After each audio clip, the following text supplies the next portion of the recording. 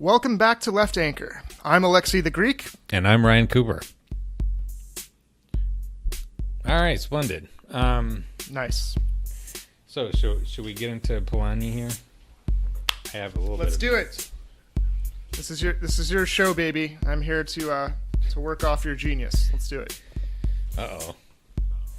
That doesn't sound good. Lead us to the promised land. That's kind of funny, actually. I've been reading this. Do you know the Taylor Branch series on the history of the civil rights movement? I do not. Tell me. He had a 3-part series. It's like America during the King years. The first one's called Parting the Waters, and like each one of them is like 1,000 pages long. But he had this very interesting segment, and I'm like, maybe like 200 pages in, and he's talking about homiletics, which is the study of sermons. Mm-hmm, indeed. And so he had this, fascinating bit about how Martin Luther King learned to give a good sermon. It's basically just like the practice of oratory. And in fact, the practice of oratory at its highest level, I'm certain, in the United States, that was going on at that time. Despite that it had a religious inflection, how I would say certainly Martin Luther King's probably the greatest orator in the English language in history. And it had a little thing in there. He went back and he interviewed all of King's classmates. He went to this integrated theological seminary, and he said that even some of his white classmates who really had kind of forgotten most of their college experiences, like sort of vaguely remembered what Martin Luther King was like as a person, could remember with vivid detail some of the sermons that he had given. Their subject and there's some of their language, and this was like 40 years after the fact. You're talking like late 1940s, early 1950s. Right. When he was in graduate school, basically. So I've just been listening to a bunch of Martin Luther King sermons. Nice. On YouTube.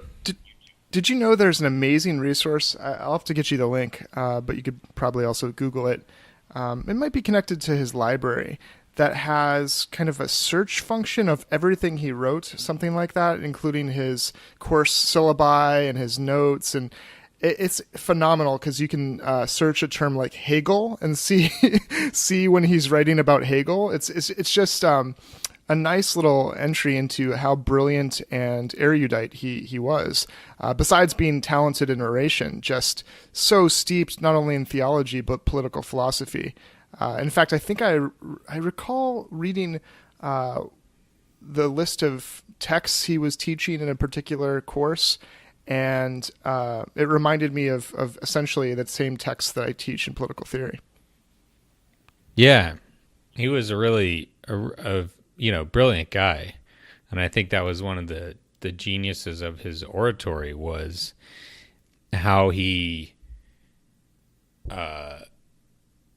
translated that sophisticated intellectual perspective into a sort of comprehensible, digestible presentation that regular people could understand. Absolutely.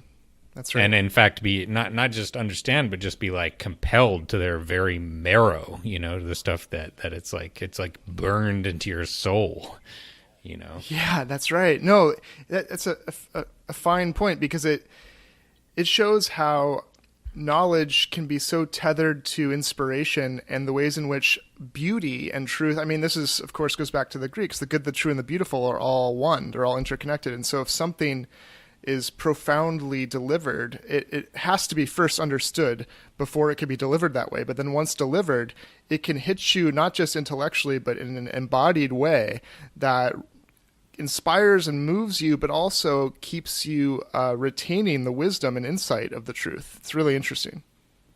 Yeah. And I think that study of oratory is something that is really lost. You know, you like who's a great orator in politics today? Like Obama's pretty good, but he's not even really working so much anymore. Indeed. Who else is Imagine if Obama actually had great ideas and great truths and insights with which to work in his oratory. Just imagine how compelling they would have been. Yeah, if he had just come into politics about 10 years later. That's right. I think he would have been a much more formidable presence. Anyway, so we're talking about Polanyi. Not yet, we're not, but we're about to. I think maybe the place to start is with his signature idea, his signature phrase, which is the double movement. And basically, do you want to just introduce who this person is and why it matters? I suppose. No, if you want. Polanyi so he's like a historian, economist, type of guy, and he wrote. Friends call him Karl, by the way. Yeah, Karl Polanyi. He was from Austria, right? And he ended up in the United States, I believe, and he was a professor at I want to say Columbia. I could be wrong about that, but basically wrote this one very, very important book called The Great Transformation, which came out in 1945. He wrote it during the war, and it was like fairly influential in its time, but sort of was forgotten for about a generation. But since the financial crisis has sort of come back into its own as a sort of, a foundational like text of political economy writ large. And so yeah, basically all we're going to be talking about today is the Great Transformation and the sort of basic ideas therein, which continue to be absolutely relevant, absolutely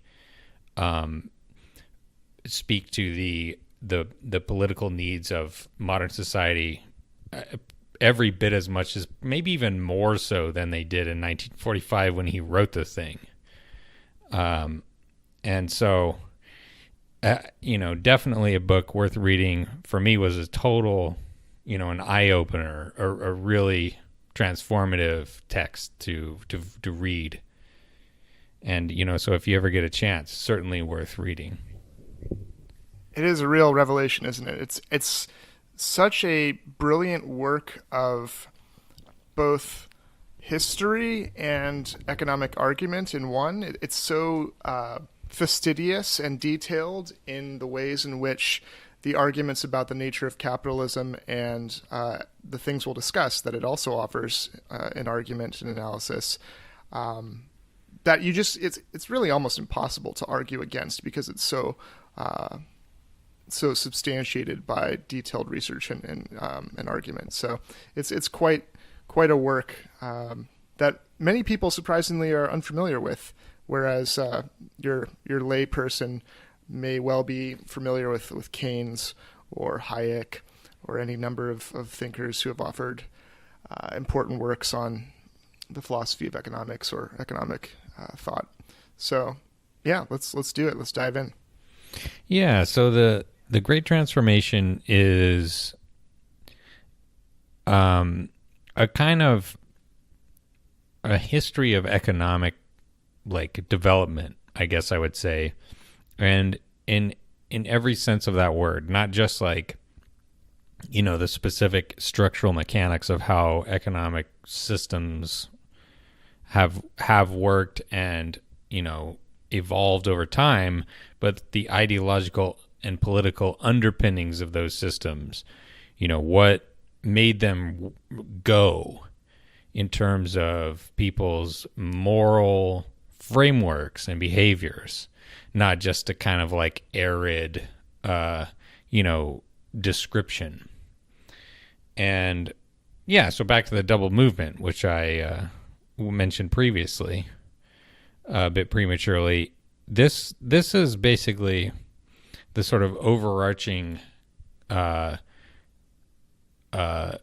structure of his history, because he's building up to in his history market liberalism, the rise of the Industrial Revolution, modern economic progress, economic productivity, markets sort of penetrating throughout the world in all different sorts of things. And what he says, what he demonstrates is that those institutions, when they extended outwards into societies, into nations, or across national boundaries into new nations, what happened was that they unleashed untold social devastation. The rise of market economics was, in the immediate short term at least, a massively destructive development. People were impoverished in the masses. Whole swaths of societies. And he focuses a lot on England pre-industrial revolution, as the sort of industrial revolution was being prefigured, sort of set up semi-unconsciously. You had these traditional feudal arrangements, which, despite being in many ways like oppressive and backward, functioned in terms of allowing people to subsist from a day-to-day basis. It's like, every day a human being has to eat, a human being has to have a place to sleep, the daily necessities. And what the rise of markets did as a sort of organizing social logic was just like radically disrupt all of those things. And it meant stuff like the Enclosure Acts, which took all of this land which had been commonly accessible for the peasantry of England and forced them off of it and put it into private hands, so that it could be organized more efficiently. And in many cases, yes, it was more productive in the sense of that it could produce more, agricultural yield. It was organized more logically. But those people who had access to that before, in many cases, were just completely thrown out in the cold, and they had no where to go. And this, I think, can tell us a bit, if you go back to what the double movement is, how does this relate to what the double movement is? Yes, what is that, just getting to that. And this is the second part of the double movement. So the first part is this penetration of market institutions. And the second part is the almost instinctive self-protective reaction for societies from political systems to stem the damage that market institutions cause. So, you have a sort of market liberalization movement, a lot of sort of, technocratic liberal types of people who think, we got to cut through all these, ancient, all this ancient gobbledygook. And then secondarily, when that causes a lot of social catastrophe, people come back and they try to clean up, just say crap, how do we stop the bleeding that was caused by this? And this is, for me, such an epiphany when I was reading this. One of the brilliant things that Polanyi demonstrates here, going against the ideological framing of capitalism and economic liberalism, is actually, quote unquote, free market liberalism is planned, and What's spontaneous is the social response to guard against the devastation that planned free market liberalism and capitalism unleashes. And it's a complete inversion of the normal way of thinking of these things, which is that, no, what's spontaneous is the market. And the thing that's planned is the governmental attempts to just, keep the market from doing its thing. And what we need to do, say the libertarians and say the capitalists, is to let the market be unleashed. And all the problems in life have to do with not doing that. In fact, he shows through history, it's the devastation caused by the planned market run through the state, and the need to react to that spontaneously is what arises time after time. Yeah, he says, quote, "The road to the free market was opened and kept open by an enormous increase in continuous, centrally organized and controlled interventionism. To make Adam Smith's simple and natural liberty compatible with the needs of a human society was a most complicated affair." So yeah, that's, as I talked about the Enclosure Acts previously, when you're talking about market institutions, you're talking about government policy 100% of the time. For those that aren't familiar, what were the enclosures in England? Yeah, I kind of glossed it previously, but this was taking the legacy of the common lands from the feudal age and basically privatizing it. Enclosing the commons and selling it off, and not always. I should have said for listeners that, like Alexei the Greek, don't always listen carefully. Thank you for repeating. Yeah, no worries. I should say that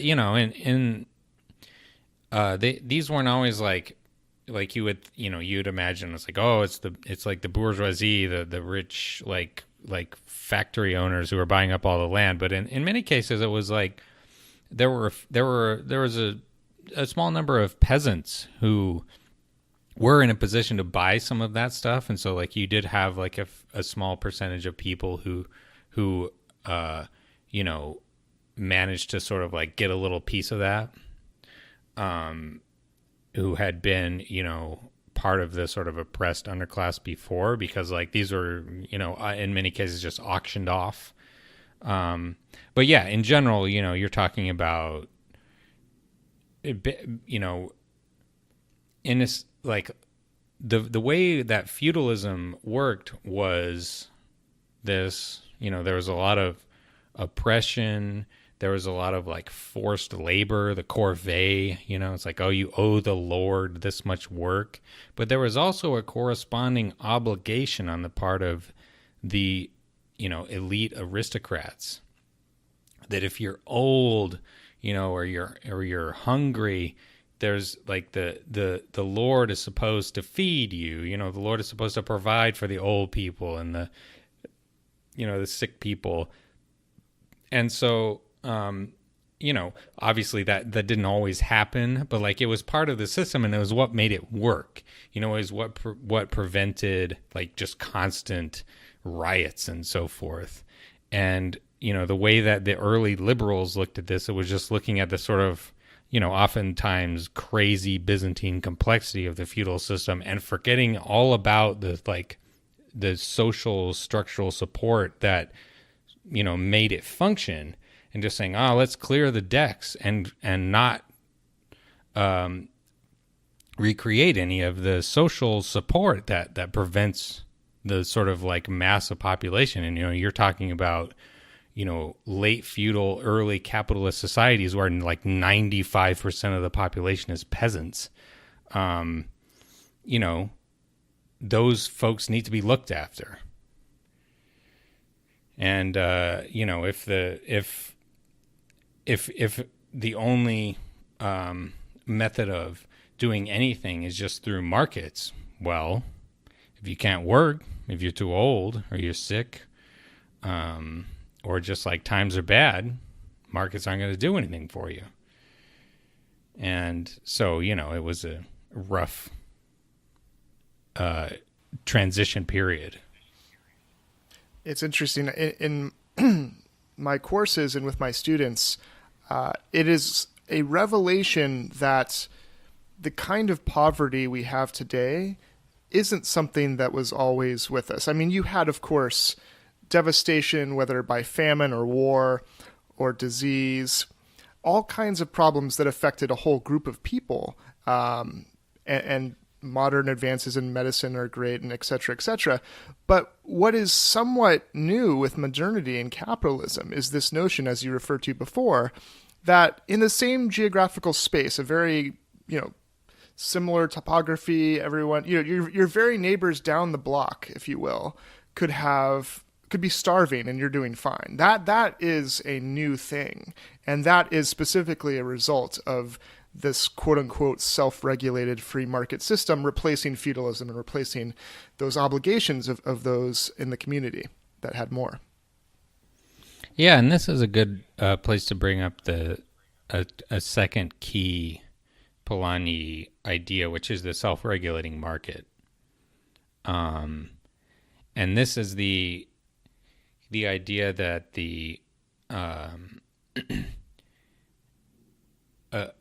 a sort of like basic picture of the economy, which is, I would say, still very common today, which thinks of, it imagines our system of producing goods and services as being totally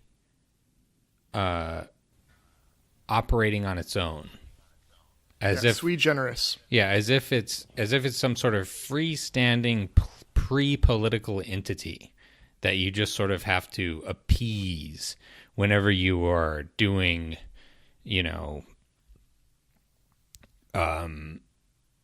public policy of any kind. And what Polanyi says is that, actually the very first page of his book, he says, our thesis is that the idea of a self-adjusting market implied a stark utopia. Such an institution could not exist for any length of time without annihilating the human and natural substance of society. It would have physically destroyed man and transformed his surroundings into a wilderness.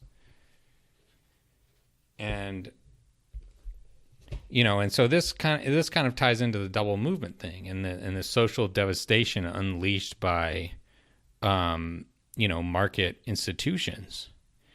And he uses the example of sheep in Scotland, actually, as sheep in Scotland being very profitable, but eventually coming under like certain government controls. And the reason that happened was that if you just let your sheep run completely wild, as what happened in Spain, is that, he says you turn sand into gold and then gold into sand, because like you have this, profit boom of market, selling wool on the market, and then you overload the, biological substrate of the, ground and soil supporting the sheep, and then they all die, and the wool economy is extirpated. And that happened in Spain, on those like parts of the country where sheep farming was for a time, like several hundred years ago, like a live possibility. And that's what, that like he says that if you just let these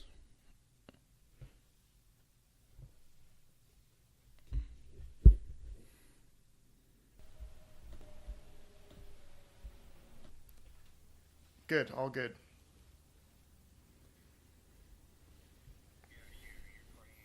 Yep. Okay, at cool. the 25-minute mark. 26 cool. minute mark. Yeah, I'm about at 26 minutes. I'll have to go in and fix it up later. I was talking about the sheep, but yes. As an example of the self-regulating market, which you may or may not have mentioned as a myth. I'm not sure. Yeah, we talked about that previously, but so the upshot is that um, if you construct these sort of market institutions and you just let their sort of internal logic perpetuate themselves without any sort of controls, then they will lead to social and economic and ecological catastrophe, and they will undermine the basis of the entire society. And That sounds bad. That sounds bad. Yeah, it's not good. I've been sold a bill of goods about capitalism, Ryan. This is I don't like what I'm hearing. That's one part of his thing about the self-regulating market. But another important sort of corollary to this is that, you're talking about a market society, and a market society is not just a society that has some markets, because markets have been around for thousands of years. But a market society is one in which, like, the very bones of the society are operated according to market logic, and that is where Polanyi's concept of fictional commodities comes into play. Yes, fictitious commodities, I think, are one of the most interesting contributions that I've read in any work. Actually, it's brilliant. Yeah. So you think about a regular a market. What kind of, what's a market? Oh, okay. Amazon is like, this is a market of sorts. Kind of a platform, an online flea market, you might say, in which, like, sellers, offer like dozens of different types of headphones or something like that. So you're looking at like a physical object. I'm going to buy this commodity. I'm going to like look at lots of different sellers, and I'm going to buy according to like the thing that, I want this characteristic. I'm willing to pay this much, whatever. And a commodity being what? How would you define a commodity? Because a commodity, I guess, is just like a sort of standardized object which is available for sale, which is sold through market institutions. You think that's a fair definition? I do. I think it's fungible. It's something that is usually created for sale for the purpose. I think that's an important thing. It's created for the purpose of sale. Yeah. The thing itself exists. Its telos, if you will, if you want to get all Greek. Its purpose, its design, the reason it's even in existence at all is for the purpose of buying and selling. Yeah. And so the fictitious commodities are land, labor, and money. And so, neither of those things really make any sense at all to think of as commodities. And the whole point of a market society is to try to take those things, which is to say, like, the physical, like, actual space of the nation that you're living in, the actual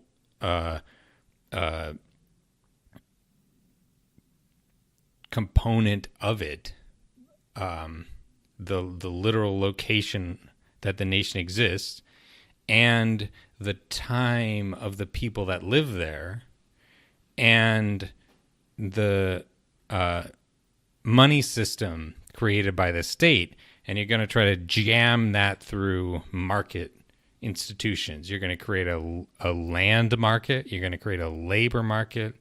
And you're going to,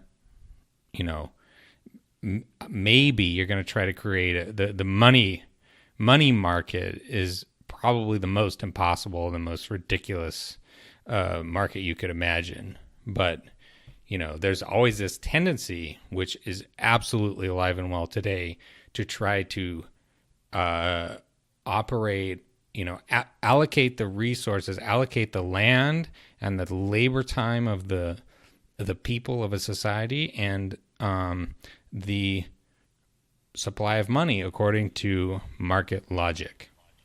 That's right. I mean, these are things that are treated exactly like every other commodity, but they're fictitious insofar as they are not actually things that were created for the purpose of buying and selling. Obviously, human beings were not created for the purpose of buying and selling unless that pernicious, evil institution of slavery is considered. And obviously, land, whether it's the Big Bang or God, whatever your flavor of ontology is, that was obviously not created for buying and selling. Neither was money, even. Money is a fiction anyway, but it's still a fiction that was not intended initially in its creation and inception to be bought and sold. That was not the function for which it was designed. And so there are consequences to these three commodities, or fictitious commodities, being treated as if they are normal commodities. Talking about money, this may be a good place to backtrack and or to talk about Polanyi's history of liberalism and the rise of market societies and the penetration of market societies across the globe, because the way that the classical liberal ideology thought of money was through the gold standard. And what the gold standard was supposed to be was this self-regulating institution. And,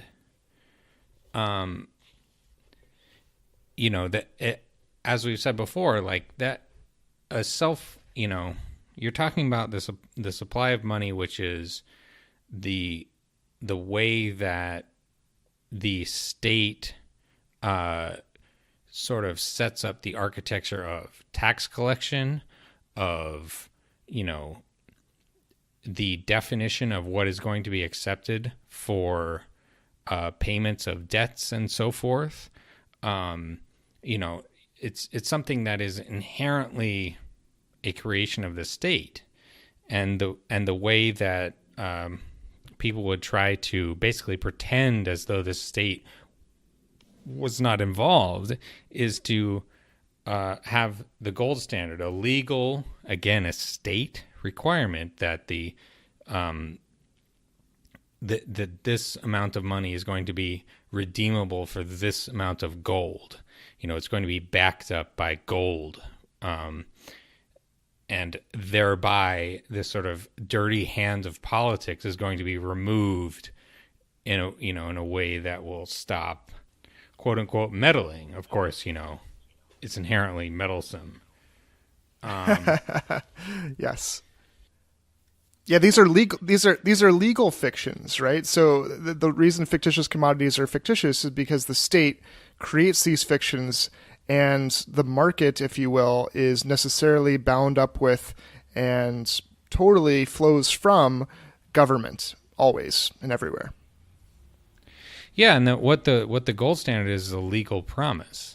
There is no way that you can tie the hands of a nation such that some future government couldn't decide to abrogate those promises.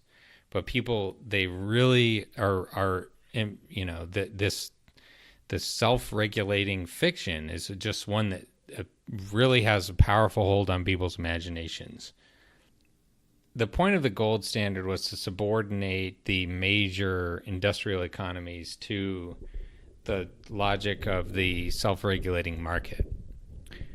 But the, actual practice of diplomacy and, foreign policy towards, poorer nations in the 19th century was to physically, forcibly subordinate those countries to the logic of the self-regulating market.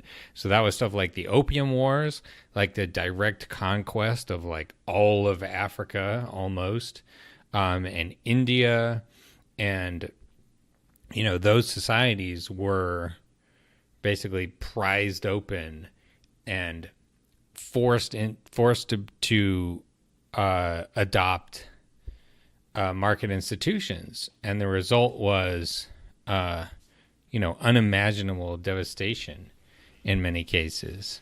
And The thing about the self-regulating market is quite an asshole. It's quite an asshole, the self-regulating market. yeah, yeah. The gold standard in many cases was pretty awful, and in a lot of instances, nations would attempt to sort of quietly undermine it to protect themselves from it. But if you had no political sovereignty, if you were absolutely dominated by a foreign power, you couldn't do anything. And the result oftentimes was just horrible famines caused directly by market liberalism and colonialism. In India, especially, this was a terrible situation, because Britain conquered the entire region. They, basically forced open their internal market to accept cheaper British imports of textiles, and put out of business this vast complex of home manufacturers, which had been one of the major sources of income for the Indian, people writ large. But before the Industrial Revolution, the main source of textiles was India and China, and they were made in these fairly inefficient home, spinning and weaving type of situations. And one of the results of the rise of market liberalism, the Industrial Revolution, and the ideology of the self-regulating market was to just obliterate those societies, those institutions that had produced all those goods. And so that put them in a very precarious situation, which was made worse by the fact of allocating food through market institutions as well. So if there's ever a shortage, some sort of a crisis or another, the price of food shoots through the roof. So the price of food's going up, and the level of income that is available to the Indian, working class, just like population at large, is going down, and that's how you get a famine. And the philosopher Amartya Sen calculated one time that just in India alone, the rise of capitalism killed 150 million people through all the various famines and the knocking them back down the rungs of the development ladder. Because before these, India was dominated by the European powers. It had been, a first-ranked society. It in China had been, these were top-ranked societies, and they were sort of forcibly kicked back down the ladder of industrialization, and they became poor. Their life expectancies declined, and all of that type of thing. And so, yeah, the history of liberalism and the penetration of that sort of logic throughout the world was a social catastrophe for many, if not most, of the people that experienced it. This is another truth that today is overlooked by many, which is that the quote-unquote self-regulating market, besides being a legal fiction and inevitably and necessarily involving the nation state, is also necessarily global in reach, and that whatever happens domestically economically relies in this system so much on what is done to the resources and peoples around the world, like the example you just gave. So I think that's another, there's a lot of things that are elided or hidden in the ideology and reality of capitalism and economic liberalism, and Polanyi is doing a great job of kind of unmasking them. Yes, and this, I think, brings up the one,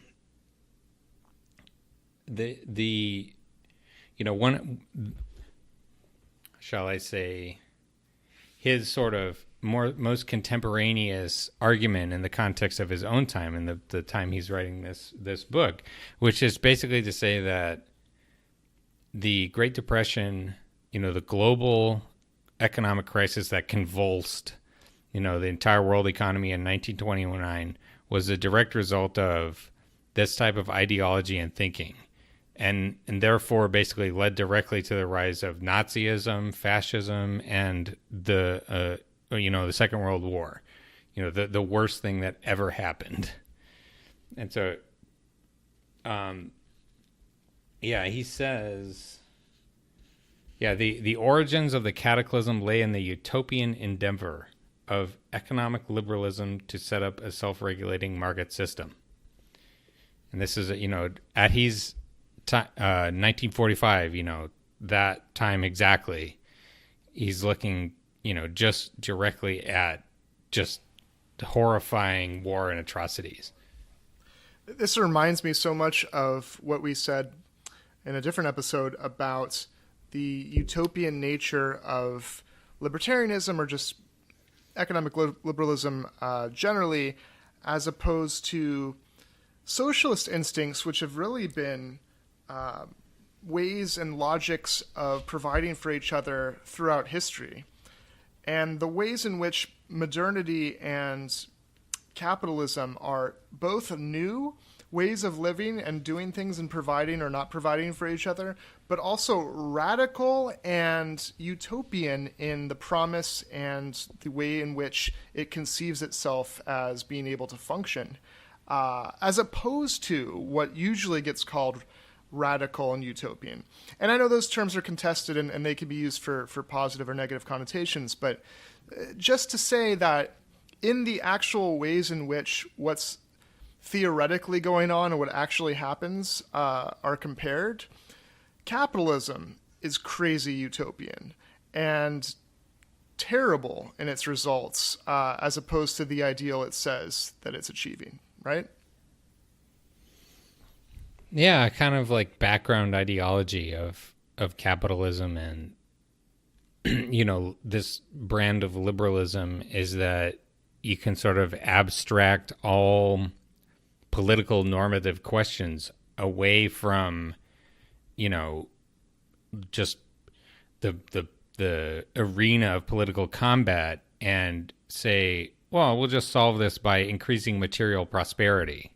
And all we have to do is subordinate ourselves to the logic of the self-regulating market. Or, as Thomas Friedman called it, the golden straitjacket. And that's all we have to do to get to utopia. It really seems to ignore another term that Polanyi used, right, is embeddedness, and the ways in which economic life, again, comes from the Greek oikos, which means household activities. So just normal everyday life and the ways in which goods can be exchanged or the ways in which people's needs are met. The economy as such, another fiction created by economic liberalism, is that is a sphere that can exist untethered from other ways of living in the rest of life, political life, the polis, the way that we are together. And he points out that economics is necessarily embedded in society, necessarily intertwined with and inextricable from all these other cultural, societal ways of being that can't so easily be separated, so that politics is over here, culture is over here, and economics is over here, and we're just going to deal with economics. The rest of it can just function separately. Yeah. So I think that's another important point he raises. Yes, that's a great way of that's a great thing to bring up. And no, you can applaud how I phrased it. Also, you can give me some props. It's okay. Everything about you're a genius, sir. Yeah, that's what we're talking about. Yep. More of that. I think that leads well into the his explanation of the great crisis of the 1930s, though. You're talking about how economies are inherently embedded in society, and the attempt to disembed them, to create a disembedded economy, is what leads to disaster. And this, I think, is the root of the why the whole capitalist world economy almost collapsed entirely in 1929 to 1933 or so, because you had this set of institutions: free trade, the gold standard, and largely deregulated finance, and all operating according more or less to the logic of the self-regulating market. And when that completely exploded, the necessity of state intervention, which, to repeat, was already happening in the background of all of that other previous stuff I was talking about, the necessity of new state intervention to deal with this problem became overwhelming. But the elites in power refused to accept. They had become so ideologically wedded to the idea of the gold standard and market institutions that they almost couldn't conceive of doing anything differently. And this is what destroyed whole societies. This was Heinrich Brüning in the Weimar Republic, just obliterating his whole country with austerity and the gold standard, jacking up unemployment to 30% and creating such an extreme social crisis that Hitler, took power. And so. Well, let me ask Ryan, what parallels could you see to today? And in comparing Hitler to today and comparing Polanyi's argument of his time, let's see if we can try to not be silly, but also find what actually is a salient, comparison. So what would you say is similar or not? And how useful is Polanyi in helping us through what's going on right now, would you say?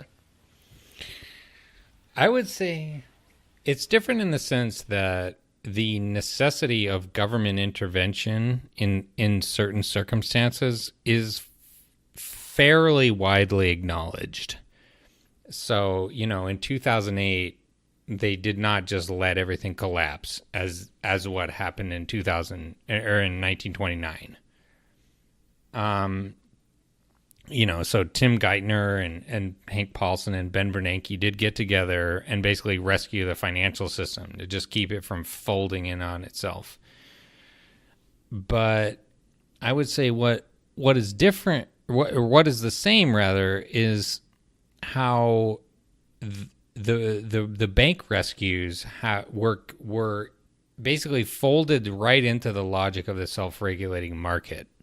So you had,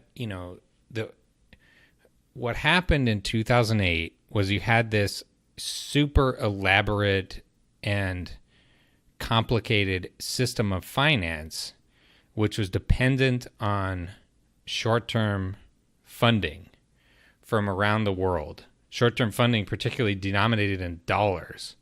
We'll have to do an episode on that maybe later. But in the pinch, when it became obvious that either the government was going to step in or this whole elaborate system was just going to collapse in on itself, the government stepped in, and they basically restored the status quo ante. And even, in the case of like Dodd-Frank and some of the European regulations, they sort of made it somewhat less risky. But there was no fundamental realignment to say that, if we can rescue the banks, why can't we just actually radically reconfigure the entire financial sector so that it doesn't pose this sort of risk at all, so that it, in fact, constitutes a much smaller fraction of economic activity as it once did in the 50s and 1960s, when it was, as a percentage of GDP, like half as big as it is now. Why on earth is finance, 20 to 40% of corporate profits? What are they doing that's so valuable? Well, they're not doing anything valuable. They're extracting value from other places. But, the fact that these people are engaging in market-like stuff, and they are they're participating in market institutions makes them seem to be unassailable. It's like, how can you just say you can't do this anymore? That's that's dangerous behavior, and in fact seems like horribly socially negative. Like, well, it's markets. Too big to fail, and too big to punish, apparently. Also, too big to change anything about the nature of the ways in which we allow finance in capitalism to devastate the global economy, and lest we believe the conceit that the economy is separate from actual life, actually kill people and deprive them of homes and food and all kinds of monetary and non-monetary things of value. You would think that this would be, at the very least, the impetus for shifting the drastic power and focus on the economic engine of the world as the ways in which so many socially determined outcomes are arrived at. But no, ideology in part means you're so blind to the possibility of the actual role that state has in constructing these social outcomes that you just say, well, no, that's just not. We have to prop the banks back up, and they're the key. We can't just nationalize them and wipe out all the debt from the subprime mortgages and help the actual masses.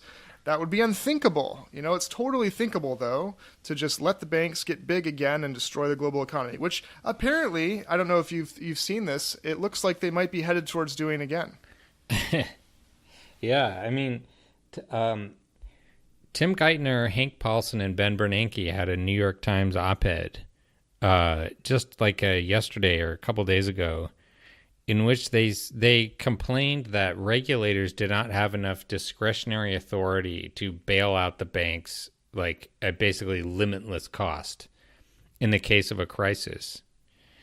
And I think that goes to show just exactly how much of that ideology of the self-regulating market has really come to curdle and still continue to dominate our political economic thinking to this day. The idea, the problem you see that they're trying to solve is that, like, okay, like this market, this self-regulating market is gonna blow itself up every now and then. But their only solution is to just like step in with the hand of the state and the printing press and just say, like, whatever it takes to make you whole, we're just going to give you free money, limitless quantities to fix things up. And not to say that, like, this whole section of the market is toxic, radioactive, horrible, and what we should do is just clap it in irons to the greatest possible extent to just stop it from operating altogether. Like, that's a possibility that seems like categorically impossible for them to imagine. It's so funny. It reminds me of something that happened to me that's analogous, so stay with me here. I remember I live in a major city in the United States. And Chattanooga. No. That's right. It's actually Atlanta. No, it's not Atlanta either. I'm a Southerner. True and true. I don't know. But I heard outside my apartment building very loud sirens. And so I went outside and saw, to my horror, police cars flying down my little street at 100 miles an hour, like one after the other for what there must have been like, I don't know, 40 different cars in a row, untold numbers, right? Just 100 miles an hour flying down, sirens blaring. And I thought to myself, what kind of incident could have spurred this total response where all the resources were urgently directed in some, to some problem all at once? Gather all the cattle or all the, not the cattle, get all the cavalry and get the cavalry there immediately. I thought, a cop must have been shot. Yeah. And indeed, that's what happened. A cop was shot. So when a police officer is shot, literally empty all the resources at the government's hand and pour them all immediately to address the problem now. And then I thought, well, that's an interesting philosophy. If somebody's in need, if somebody's hurt, you use everything you can to take care of it. Why not do that for, I don't know, everyone else in the country? Like, why is it right that this certain elite small minority has that philosophy behind it, but everyone else is left to just suffer on their own? And it seemed analogous to me to the ways in which the powerful in finance or elsewhere are immediately rescued with everything body, mind, and soul we can offer. But just your average Joe Schmo on the street, sorry, buddy, you're out of luck. Yeah, I think as a similar type of instinct, perhaps, where you're basically just talking about elite folks rescuing other elites, but in terms of the amount of resources, you're talking about like 500 million times greater than like 20, 30, 40 police cars maybe. Like we're talking about the Federal Reserve went from a monetary base of about $800 billion to a monetary base of like $4.5 trillion. And that was to a great extent about stabilizing the financial sectors of the United States and also of Europe by just giving them free money, super low interest loans and just straight up cash in some instances, if not from the Fed, then from the government. And of course, the logic that is often used to not help out the average person, which is, oh, you can't give a handout. You have to teach the person to fend for themselves. If you just give them what they need, then they'll never be able to, right? That logic never applies to bailing out the powerful and the elite, whether in finance, domestically, globally, or elsewhere. So, yeah. So Polanyi is quite apt, it seems, to today. Yeah. To finish up, I think it might be interesting to look at one of my favorite passages of his, which is his definition of socialism and the way he defines it in the context of his whole sort of system of thinking. And what he says is that socialism is essentially the tendency inherent in an industrial civilization to transcend the self-regulating market by consciously subordinating it to a democratic society. It is the solution natural to industrial workers who see no reason why production should not be regulated directly and why markets should be no more than a useful but subordinate trait in a free society. I think that's beautiful. I think that's exactly right. It's the inverting of the hierarchy of what dictates to what. And instead of markets dictating everything to the demos, the people, you subordinate what might be useful. Markets are useful. There's lots of insights into behavior and how to take advantage of various economic insights. But as long as that is subordinated to democratic rule and the interest of the people for whom it's supposed to serve, then you've actually used something for good.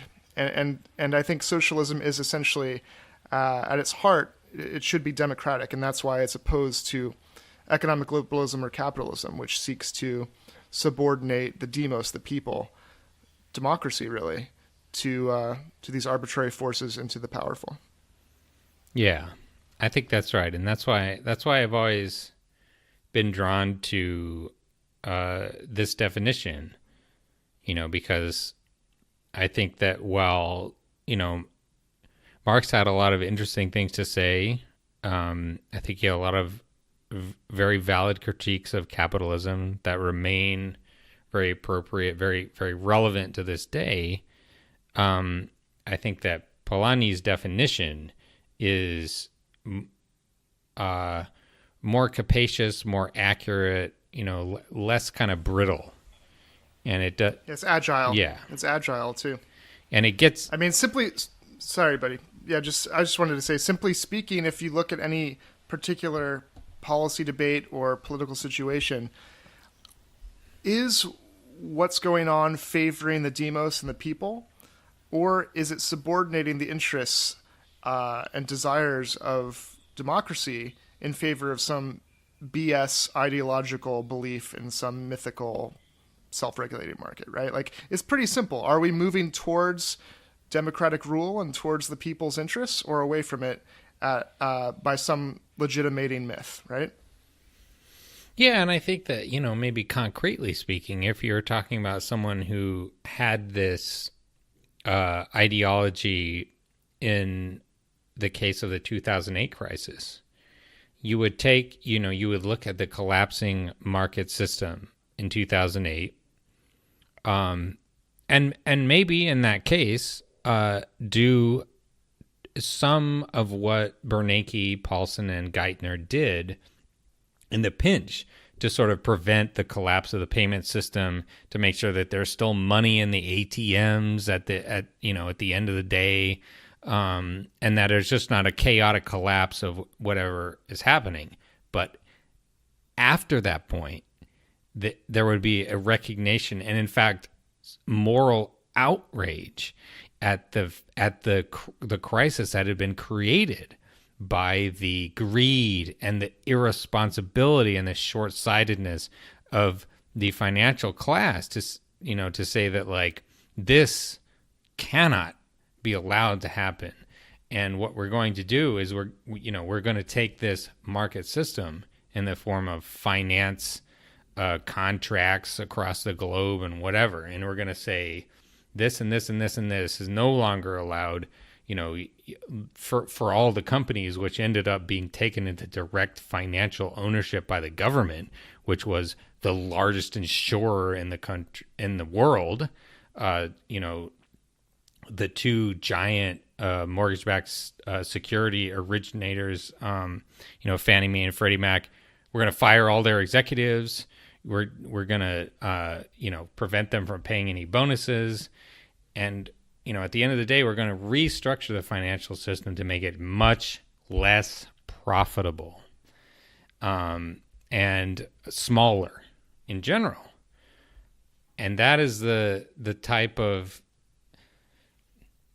the type of reasoning that seems to be ruled out by the logic of the self-regulating market. Because people are doing market stuff, then if that's what's happening, then it must be good by definition.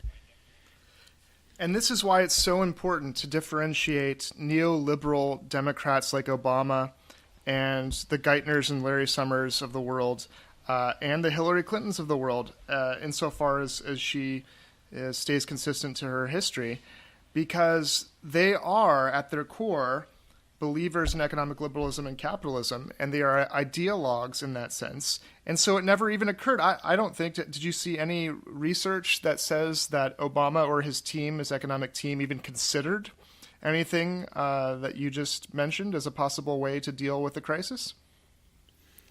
No, I mean, a lot of it was happening under the last bits of George W. Bush's presidency, but Bush, sure.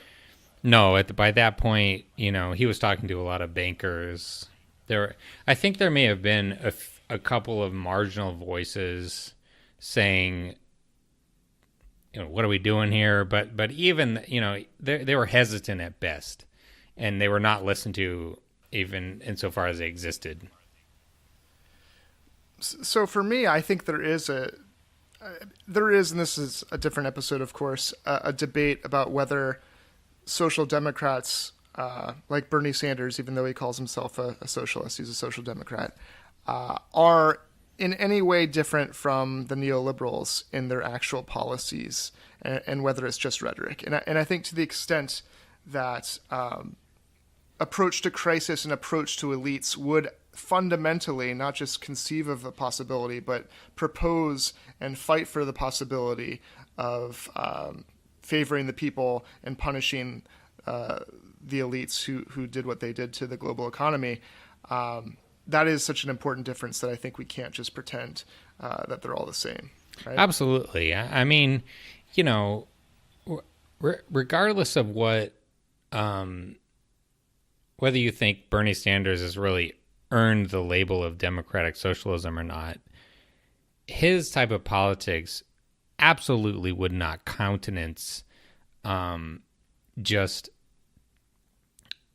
you know, returning to the status quo ante. I mean, the basic logic of Tim Geithner et al. Is that there is no alternative. That all you have to do is you just sit there and you wait. I mean, this is actually Alan Greenspan going back to the 1980s. Is that if the market blows up, you just have to step in with a blank check from the government, and you just make everyone whole again, or you clean up any bankruptcies. With limitless money from the government.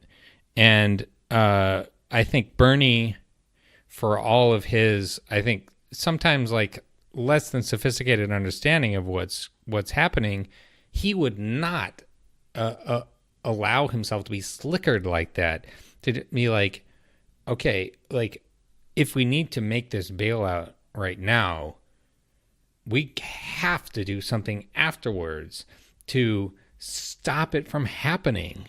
Like it's just intolerable. These people cannot be allowed to continue to profit in this way. They have to be stopped. That's right.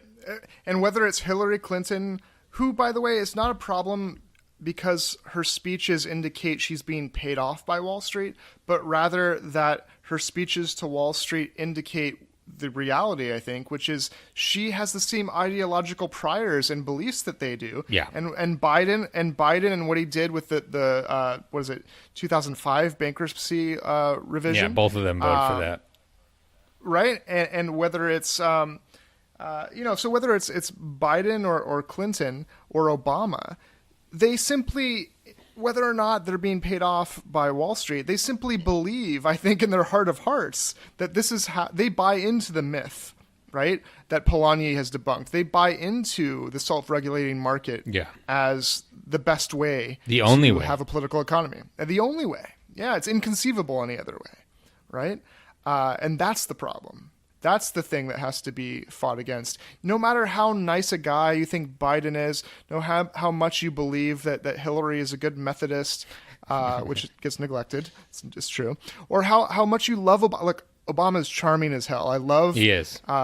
Him as a person. He's a great family man. He seems like I would love to be his friend. The only problem is his actual ideology and political philosophy, right? And that's devastating to actual people in this country. Unfortunately. Yeah, it is. It is. And, I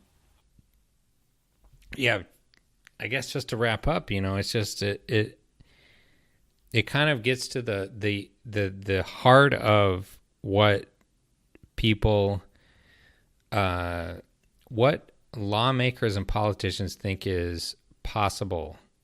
What is their sort of, universe of possibility? And if you have drunk deeply from the well of neoliberalism and the well of this self-regulating market, you will think that certain things just can't be done.